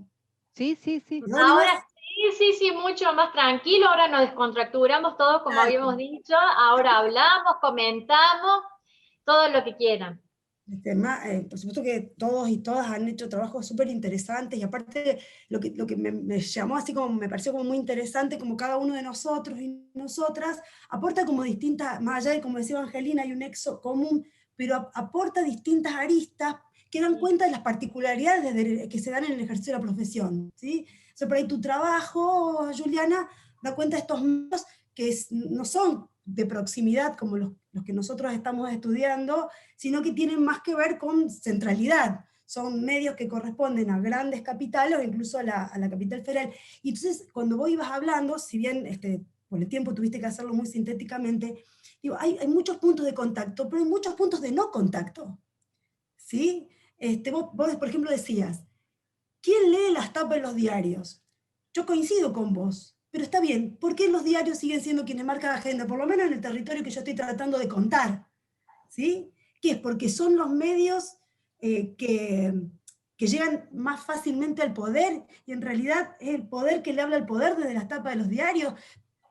No sé, digo, pero me pareció súper interesante eso que marcaste, porque a mí me quedó como muy evidente que, no digo que hayamos visto lo mismo, pero que estábamos analizando situaciones similares, pero con algunos puntos que no tienen coincidencia. Pero si estaba publicado, yo te prometo que te lo mando. Por Ahí supuesto, en- espero lo mismo de su Gracias. parte. En la cadena quizás, porque después los escuché a Silvana y a Daniel, si no me equivoco, y digo, claro, nosotras quizás estamos viendo medios de una forma muy tradicional, pero la verdad es que nos prendés la radio a la mañana o la tele y están discutiendo esa etapa que después es el debate en Twitter o es la nota de Twitter. Entonces digo, bueno, indefectiblemente estamos todos pensando sobre lo mismo y me llamó muchísimo la atención, y como el objetivo del observatorio es tejer redes entre universidades, bienvenido sea. Sí, en eso quería hacer referencia, o sea, tanto el trabajo de Mariana como el de Juliana digamos, permite poder analizarlo también desde lo que hablaba Silvana y Pani con respecto al uso social de las redes. Y en ese uso social de los medios, del teléfono inteligente y las redes, esos medios de proximidad probablemente próximamente tengan un Twitter, tengan un Instagram, sumen alguna red social, y por más que sigan siendo un medio chiquito, su información circule a través de otros canales, ¿sí? Y no ya quedarnos en la tradicional de los medios del diario que uno iba a comprar al puestito amarillo, ¿no? Sí, Pani. Sí, una consideración. No, a partir de lo que las ponencias de las compañeras, yo creo que lo que habría que repensar un poco y lo que se está redefiniendo es el concepto de agenda. Uno tiene el concepto de agenda bajo los parámetros de audiencias homogéneas, ¿no? Es eso, como se consumían los medios antes, los medios tradicionales. Y ahora la agenda pasa por el algoritmo en las redes sociales, por ejemplo, o por lo que va estableciendo Twitter en sus preferencias, en los trending topics y demás. O en lo que YouTube te pone como preferencia, o Spotify te sugiere, etcétera, etcétera. Creo que la agenda hoy en día, esa tradicional, en todo caso, no perdió vigencia, pero sí perdió el monopolio de la construcción de lo que es la noticia y de lo que se tiene que hablar, en realidad. Porque hoy está tan segmentado eso, y más aún nosotros que particularmente seguimos de cerca el consumo que hacen los jóvenes, y cuando preguntamos a los jóvenes, hace 2 meses hicimos una entrevista en profundidad a unos 20 jóvenes, y le preguntaban, por ejemplo, si leían diario en papel, y ninguno de ellos leía diario en papel. Ninguno de ellos escuchaba radio AM, muy pocos FM, y bueno, casi como que, y televisión no ven directamente, así, canales abiertos. Entonces, como que eso nos da cuenta de que hay como otra ecología, y que han migrado, y que las agendas se construyen de otra manera en ese sentido. Por eso, seguir trabajando el concepto de agenda bajo los parámetros de la sociología de la década del 50, 60, como que me parece que distorsiona un poco los consumos, la producción y la circulación de la información. En ese sentido.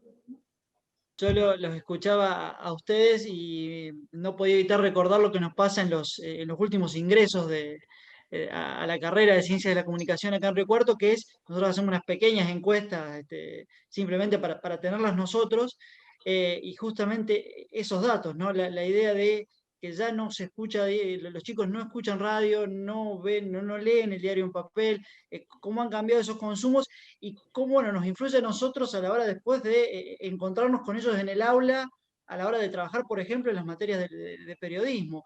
Y bueno, y otra de las cosas que surgió en esas encuestas fue, que a mí me llamó mucho la atención, era que no se veía la diferencia entre la noticia que se presentaba en la red social con la de los medios tradicionales, era que en general en los medios tradicionales la noticia siempre estaba presentada como negativa, y que en las redes sociales estaba presentada como más positiva, y que por eso era distinto el consumo. Esto nos respondían los chicos, entonces bueno, por ahí se disparan varias preguntas de eso.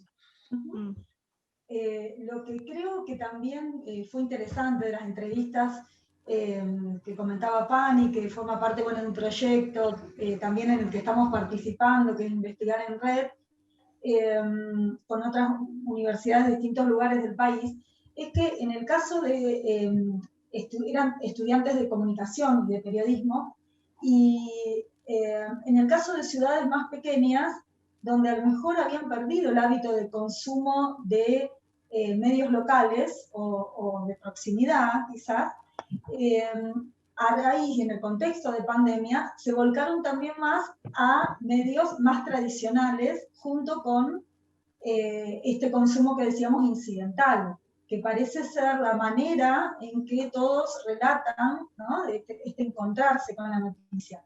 Pero como en la situación especial de pandemia, reconocían que a veces iban a buscar noticia e iban a esos medios de su lugar porque necesitaban esa información local, ¿no? Y necesitaban información como para guiarse, ¿no?, en su comportamiento, para saber como realmente un servicio. Entonces, ahí también empezó a hablarse sobre, bueno, qué tipo de contenidos informativos eran los que los jóvenes privilegiaban, o sea, los que tenían mucha cercanía con su experiencia, con lo que ellos veían como necesario saber, y no solo digamos, consumir otras agendas, bueno, porque realmente no les era significativo. Sí, también hubo un problema de circulación. Recordemos que en el marco de la pandemia, los diarios nacionales se les complicó la logística de traslado, ¿sí? Entonces, en el interior de la provincia de Buenos Aires, por ejemplo, no llegaba el diario El Día o el diario de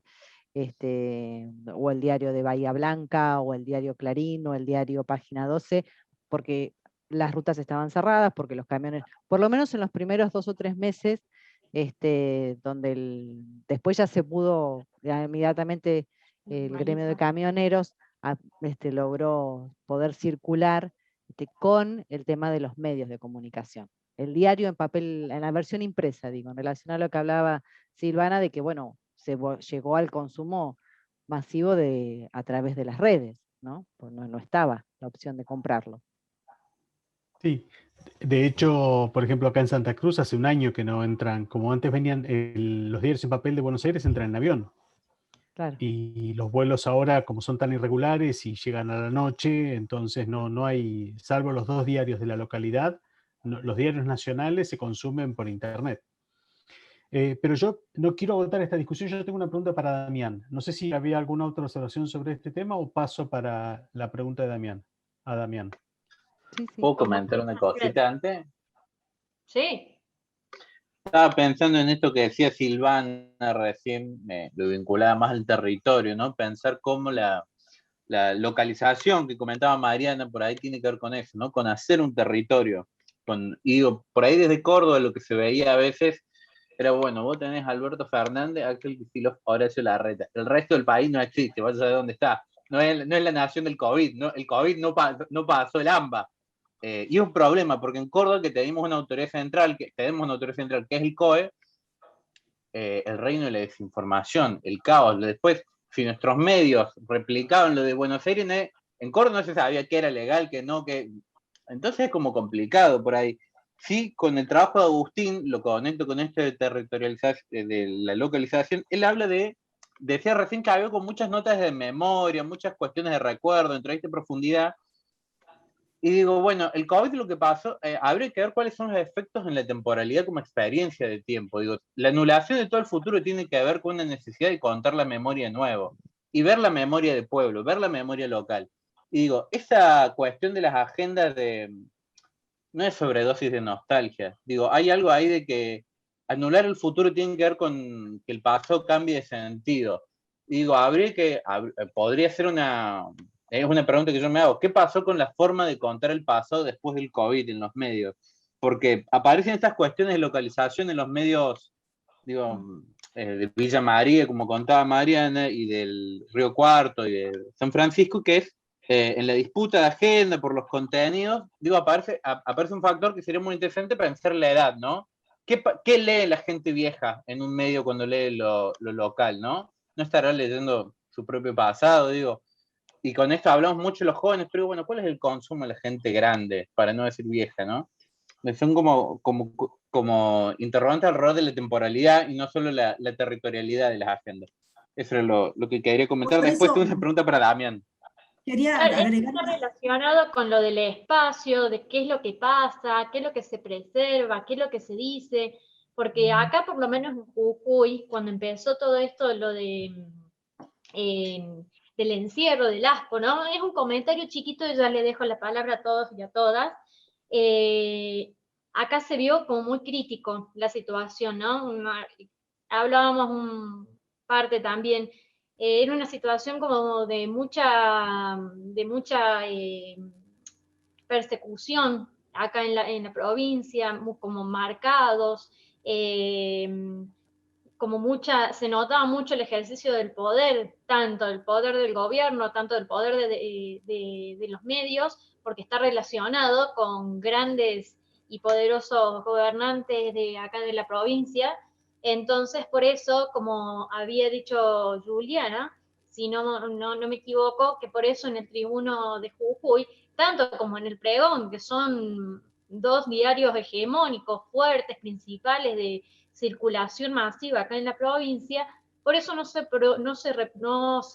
produjeron y se reprodujeron informaciones locales al miedo de qué es lo que pasa en lo local, pero sí a nivel nacional, es decir, las producciones enlatadas, pero no en las producciones locales que luego sí se animaron.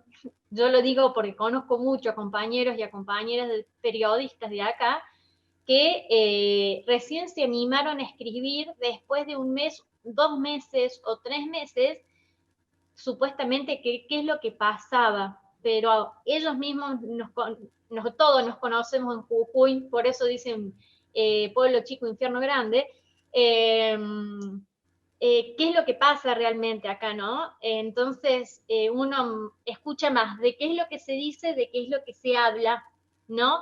Y qué es lo que se lee principalmente, pero eso es lo que quería comentar, realmente cómo se imponen las agendas, qué es lo que se preserva, qué es lo que se dice y también qué es lo que pasa en cada una de estas localizaciones, y también relacionando lo que decía Damián, cómo recolectamos no solamente esta información, sino esos datos también cómo lo utilizamos y también esos usos.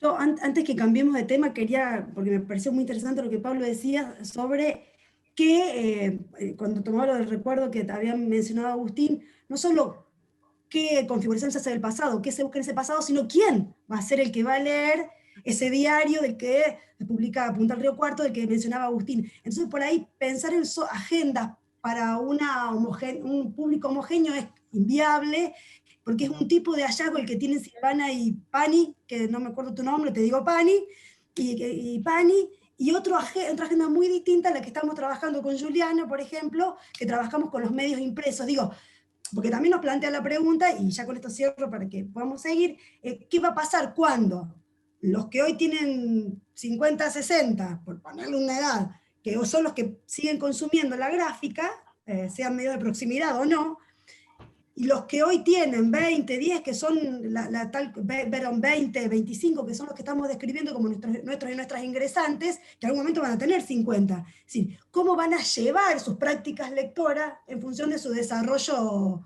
económico, social, cognitivo? ¿Se entiende? Digo, es como que es necesario pensar agendas muy disímiles que tienen que ver con, podría decirse, el componente etario de quienes son sus consumidores. Eso nomás quería agregar para complementar lo que había dicho Pablo. Si me permite, para no cambiar el tema, y después, sobre el trabajo de Silvana y de Pani, yo me preguntaba si ese divorcio, esa brecha entre los medios tradicionales o la agenda mediática tradicional o general, que entiendo que ustedes observaron con respecto a las y los jóvenes, la ven como una brecha definitiva o simplemente algo que esbozaba Mariana, si es una cuestión temporal que después se establece como, bueno, ya está, pasó una etapa y se vuelca a los medios tradicionales, generales, convencionales o como queramos llamarlo. No sé cómo lo vieron. No sé qué hacia adelante. Uno estudia la contemporaneidad y los fenómenos que nos preocupan comunicacionales, como decíamos en la ponencia, cómo tratamos de observar cómo se van transformando los consumos de medios y a partir de ahí cómo están entrelazados con, por ejemplo, los hábitos de consumo, la parte sociotécnica que tiene que ver con el aparato y también cómo usamos el aparato. Y hoy nos toca vivir esto y son tiempos, creo que, de ruptura y de desplazamiento. Una ruptura entre los medios nuevos y los viejos medios y los nuevos medios, y un desplazamiento, creo que en la forma de consumir. Como decíamos antes, la noticia te llegaba, o vos la ibas a buscar, comprabas el diario, si eras de derecha compraba uno, si eras de izquierda compraba otro, etcétera, etcétera. Hoy la noticia ya no es así, sino que te llega a vos por distintos canales y la consumís independientemente de esa ideología, porque la fake news, bueno, la burbuja, etcétera, todas esas cosas que no voy a entrar en detalle, conforman un proceso sociotécnico en el consumo de la noticia distinta. Y que, como hablaba Juliana en su estudio, establece otro tipo de agenda, o hay como agendas paralelas hoy en día. En esa ruptura y ese desplazamiento. Bien, muy bien. Y la cuestión de los algoritmos para mí es clave. Las decisiones que toman los algoritmos en función de la educación que le damos en nuestros usos, costumbres y consumos, pero también las que vienen, digamos, las que vienen por otro lado, no solamente que responden a nuestras necesidades, intereses y consumos previos. No, solamente agregar un poco que también lo que observábamos con estas últimas entrevistas es que, claro, son, como decía Pani, los procesos son muy dinámicos y, por ejemplo, el surgimiento o resurgimiento de los newsletters, por ejemplo, en los jóvenes, en el consumo, ¿no? Porque, claro, el consumo tan fragmentado en redes hace que también a veces necesiten contexto para determinada noticia, por un lado, ¿no? desde el consumo de jóvenes, y por otro lado, quienes necesitan garantizar que determinado contenido llegue a un determinado usuario que se suscribe, en este caso a newsletter, ¿no? La necesidad de anclar y la vuelta a usar el correo electrónico, que los jóvenes no lo usaban demasiado, lo habían abandonado un poco, porque a través del correo se loguean para suscribirse, por ejemplo, a los newsletters informativos, ya sobre temáticas como más especificadas, ¿no? Algunos sobre la cuestión ambiental, otros sobre más economía o cuestión educativa. Entonces, me parece que, y también lo que decía Mariana, ¿no? Esa pregunta, ¿hacia dónde iremos en cuanto al consumo en estas generaciones? O sea, yo creo que no sabemos, no tenemos esa capacidad, sí, de estudiar el hoy, porque, bueno, sobre eso, y con lo que contaba Damián, que yo creo que acá la cuestión del algoritmo y de los datos es fundamental, porque cuanto más tiempo, y los jóvenes y las jóvenes pasan mucho tiempo en las redes, entonces van dejando sus huellas, y bueno, y ahí se va estudiando el comportamiento y hay cierta cuestión predictiva en la forma en que se les ofrecen contenidos, pero más que eso, digamos, no podemos tener una certeza hacia dónde van, ¿no? Entiendo. Bueno, Por alguna... ahí Sí, Alfredo me quería gustaría saber cómo preguntarle. lo ven Fanny y Silvana, una cuestión sobre esto de las agendas paralelas. Me acuerdo que, no me acuerdo en qué parte de la cuarentena, la Nata se quejó de que MasterChef estaba optado por kirchneristas que le querían robar el rating. Digo, oh, por la Nata, un señor grande, ya no le ve, está lejos de estar en página 12 y ser el periodista más importante de la nación.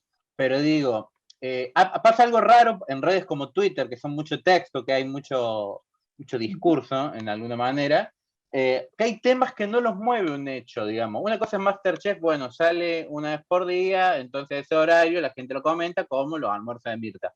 Pero después hay otros temas de la agenda de Twitter, podemos decir, que es si el poliamor o la monogamia están bien, si es más importante el psicoanálisis o la TCC, si Mulan es trans o no, si Anna Taylor-Joy es latina o es blanca, digo, cuestiones que solo pasan en esa red social, porque tiene que ver con quiénes son los usuarios, de qué clase social vienen, cuáles son sus intereses, la psicodemografía. Digo, y ahí la gente, digo, no es movilizada por los hechos, es movilizada por el giro en falso del mecanismo discursivo social. Me gustaría saber cómo ven ustedes los comportamientos de agenda, si de verdad, digo mi hipótesis, la agenda en redes sociales gira en falso porque no está vinculada a hechos, sino que está vinculado a culturas y ideas, y a cuestiones ideológicas, y la de los medios no es que no está vinculada a ideología, sino que tiene un apego a ciertos otros colectivos, a ciertas instituciones que están vinculadas al Estado, a la economía, que hace que la gente se vincule a hechos. ¿Entienden más o menos? Esa es como mi pregunta. ¿Cómo lo ven ustedes? No, yo creo que es lo que hablábamos, Pablo, antes. La agenda, me parece, esta agenda más de los nuevos medios, las redes sociales, las plataformas, estos medios de plataforma, está muy ligada al algoritmo, en realidad. Y el algoritmo lo maneja una empresa que tiene fines comerciales, que es transnacional, es globalizada, y mueve la ficha en función a intereses, creo que comerciales e intereses ideológicos también, también lo hacían los medios tradicionales, creo, pero creo que está más ligada al algoritmo y a intereses y a propósito de esas empresas que mueven la ficha del algoritmo que a otra cosa. Sí. Hay toda una revisión crítica, quiero decir, ¿cómo se llama la holandesa? Con respecto a Van Dijk, a Van Dijk, ¿no? Cuando habla de las plataformas, ¿no? Como espacios que en realidad no es que están mediando conexiones, sino que manipulan conexiones, ¿no? Entonces, no vemos o no nos exponemos a lo que queremos, sino a lo que nos proponen las distintas plataformas con sus distintas lógicas, ¿no? No sé si a ustedes les pasa, si en Twitter hay una gran diferencia en lo que hoy es un trending topic a lo que era unos 3 o 4 años atrás. O sea, cuando surgieron los trending topics, mostraban quizás justamente a nivel discursivo, ¿no? Algo que se había instalado en la red, más en consonancia con la agenda, yo creo muy en consonancia con la agenda de los medios masivos. Hoy uno entra a un trending topic y en realidad son las cuestiones que decía vos, Pablo, o sea, cuestiones que nos pueden parecer totalmente irrelevantes y hasta a veces engañosas, ¿no? Entonces decimos, no, ¿por qué esto es trending topic? ¿No? Si un actor comió tal o cual cosa, o si, no sé, cosas que a veces nos parecen hasta absurdas, donde acá entra toda la cuestión de los bots y la cuestión de las máquinas, y ya no son, y es lo que también planteó un poco Van Dijk, ¿no? A nivel de ya no conexiones, no redes entre humanos, sino conectividad. O sea, asociaciones entre máquinas y humanos, ¿no? Donde ya no sabemos quién dice qué, muchas veces.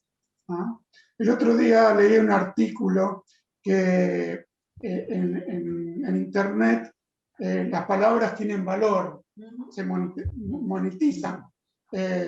No sé si ustedes habrán notado que cuando ponemos una palabra, Google, lo primero que pone son anuncios, pero después son una serie de links que nosotros no buscamos. Y bueno, son justamente esas palabras que está tratando de monetizar a través de sus clientes. Por lo tanto, la conformación de la agenda en las redes sociales, en la plataforma, es muy, muy compleja. ¿Quién iba a pensar que la palabra, por ejemplo, nube vale mucho más que la palabra sol, decía el artículo? Pero nube porque tiene connotaciones de metáfora y que están relacionadas con las redes, con internet y demás. Y sol está asociado con otras cosas que no tiene que ver y que no vale tanto para Google monetizarlas y venderlas, esas palabras. Sí, Por el eso ejemplo que pones de la palabra nube está directamente relacionada con aplicaciones especiales que hacen las claro, por nubes eso. de palabras que uno puede bajar, Tal cual, descargarse. tal cual, así. Así es. Así es. Por eso es muy complejo la conformación de la agenda en las redes sociales. Yo quería hacerle una pregunta a Damián, pero... Una cosita más, voy Sí. a poner el link de la nota que leí que hacía alusión a las palabras que tienen valor. Le voy a compartir el link acá en el chat. Por si alguien quiere ver. Bárbaro, gracias.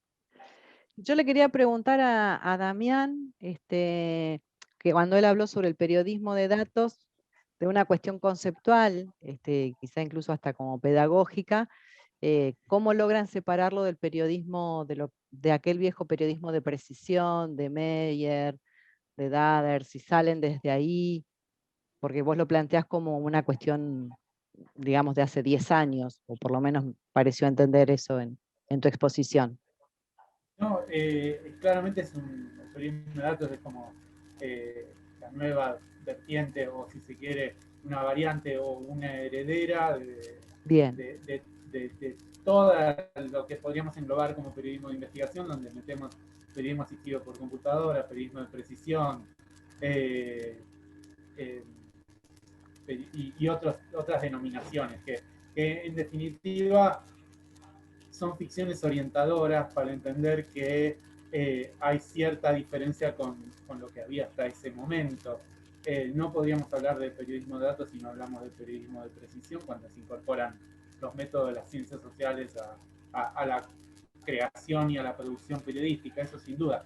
La única diferencia es que en un contexto de sociedades cada vez más complejas y procesos que algunos autores llaman de datización de la sociedad, bueno, ahí se inserta este fenómeno o esta práctica que llaman y llamamos periodismo de datos, porque ahora entran en juego los cada vez mayores poderes de procesamiento de las computadoras personales. En ese sentido, y las herramientas interactivas y de creación de narrativas digitales, que en ese sentido es lo nuevo, si se quiere. Bien. Y eso creo que esa era, creo que respondo a tu pregunta. Sí. No es que nació de un repollo, sino que claramente es una continuación. Y vos, justamente, también habías hecho referencia al tema del costo que tiene el tema de trabajar en periodismo de datos. Ahora, más allá que lo entiendo, la necesidad de que haya equipos conformados, digo, por ahí, qué sé yo, La Nación tiene buenos ejemplos de producciones trabajando con periodismo de datos. Pero ¿no crees también que es una cuestión de formación? Es decir, de que los periodistas no conocemos mucho o no tienen mucho el acceso a esa información de cómo implementar o cómo mejorar sus producciones, sus investigaciones con estas herramientas. Es decir, no hace falta que hagas un equipo con 35 diseñadores para poder hacer la investigación, pero que por ahí con 2 o 3 tips podés mejorar mucho tu producción periodística. Ahí es donde me parecía interesante que pudieras hacer la reflexión sobre eso, que no es solamente una cuestión de costos. No, es caro en términos de, como mencioné, tiempo, dedicación, porque en el Breaking News no vamos a sacar, difícilmente saquemos una nota de periodismo de datos, y muchas veces las redacciones privilegian que, bueno, seguirle una cablera y seguir a un par de medios referentes que tienen más recursos que los propios y decir, bueno, si lo publicó La Nación, lo salimos con nuestra impronta, pero tenemos ese tema.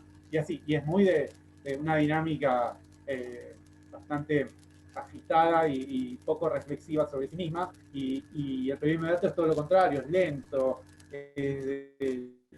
chequeo permanente, pero lo que vos decís de la formación es otra de los resultados de este trabajo de investigación. Hay un gran déficit de formación y de conocimiento en general de qué se trata esto,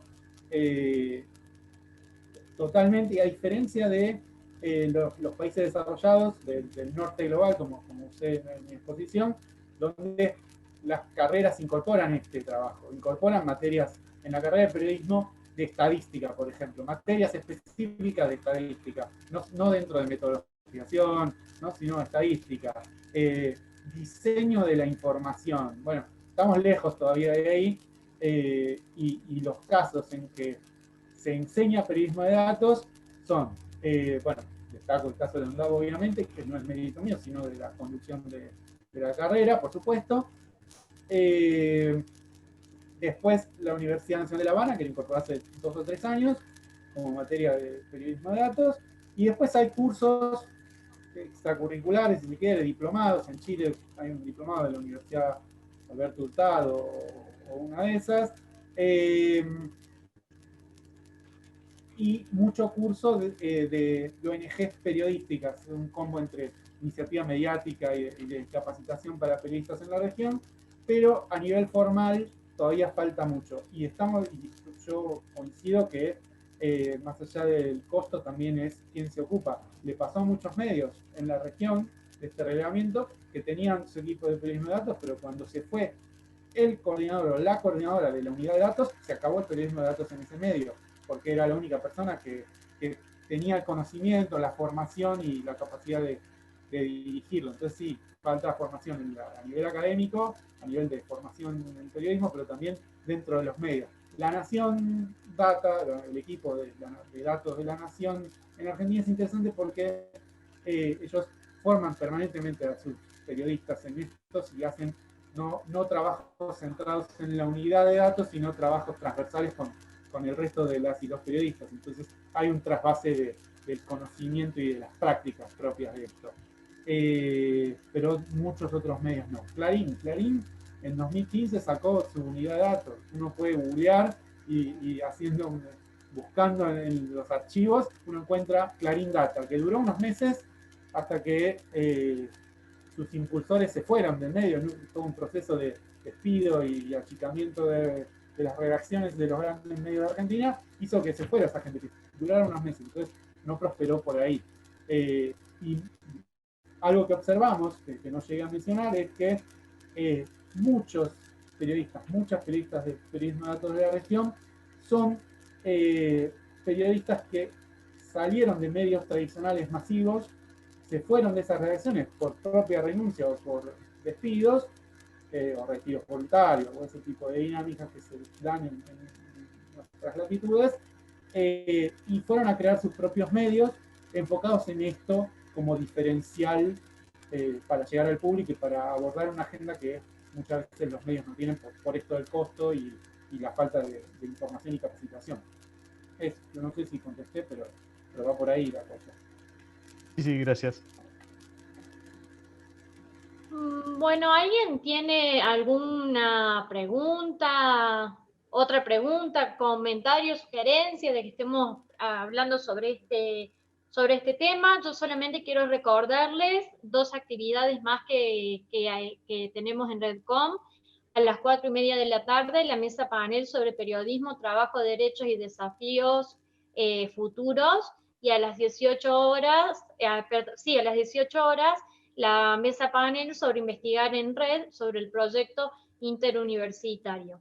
Así que yo les propongo, si es que les parece, estar cerrando entre las 4 y 10 de la tarde, por si alguien quiere participar de estas mesas, desde las 4:30 y luego de las 18 horas. Pablo Clarisa, quería hacer una pregunta. comentar. Sí.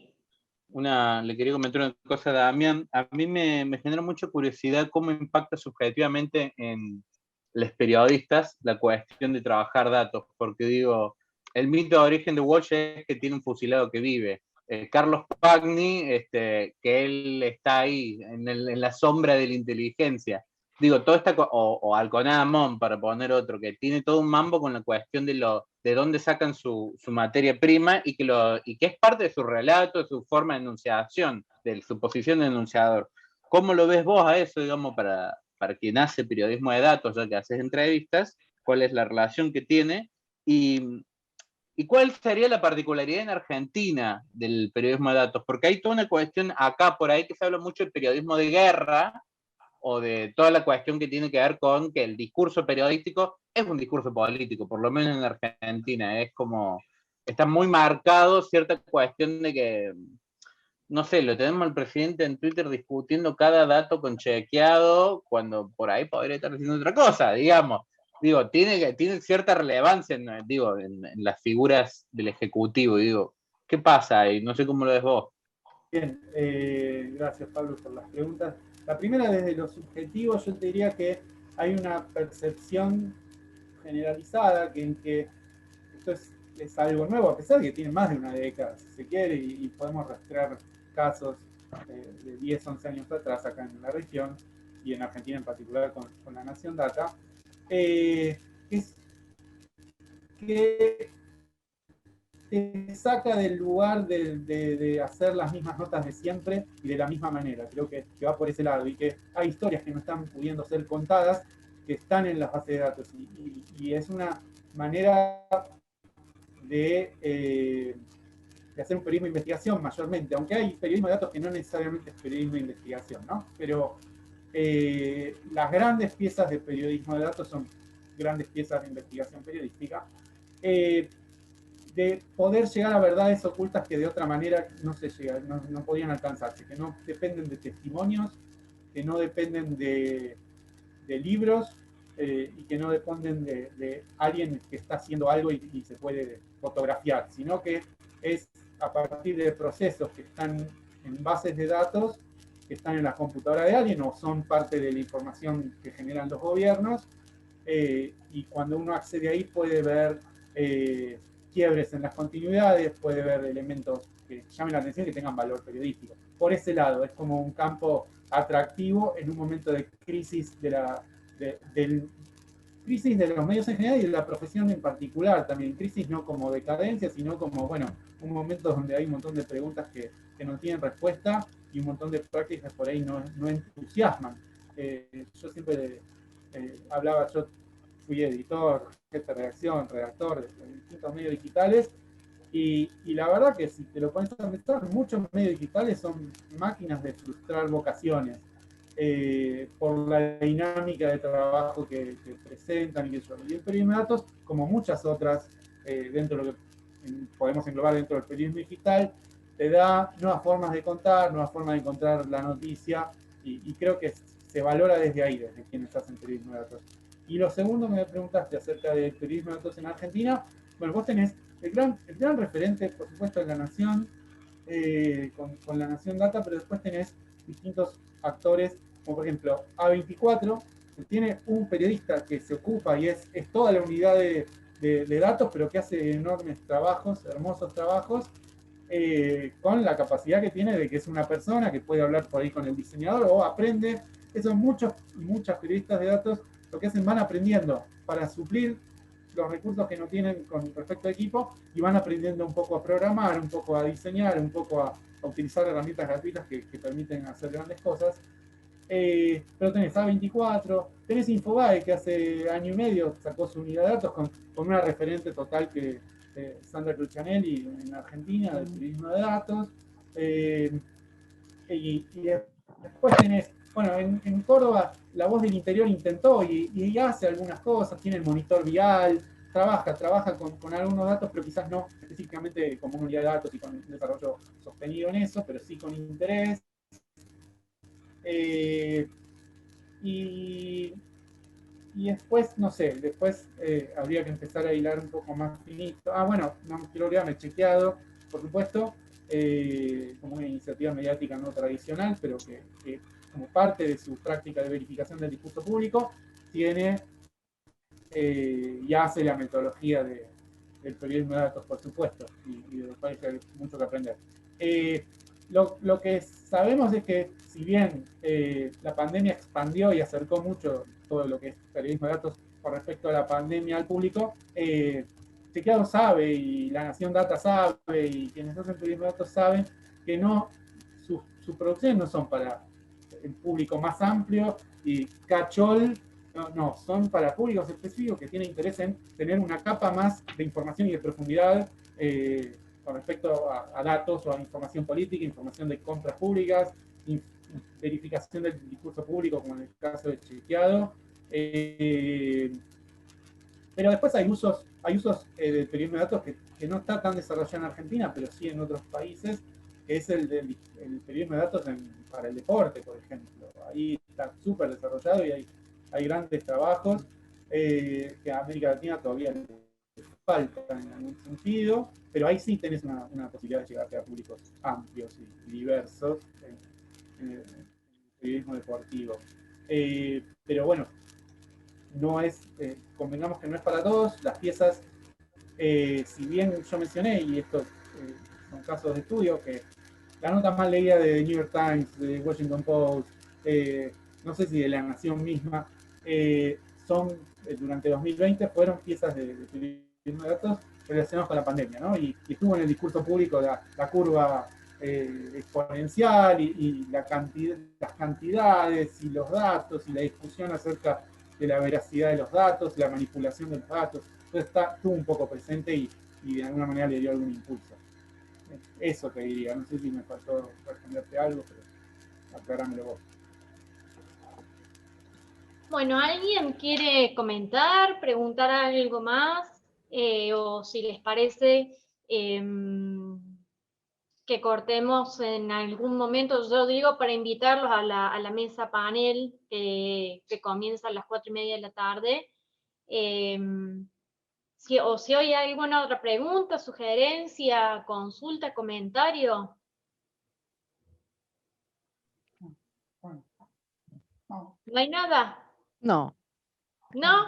En lo particular, junto con Silvana y fundamentalmente con Silvana, los esperamos en el panel de las 6 de la tarde, que ella ya algo anunció del trabajo Investigar en Red, que bueno, que es un trabajo interuniversitario y muy rico. Así que los invitamos a participar también de esa actividad, que la van a poder seguir por el canal de YouTube como todo el resto del Congreso.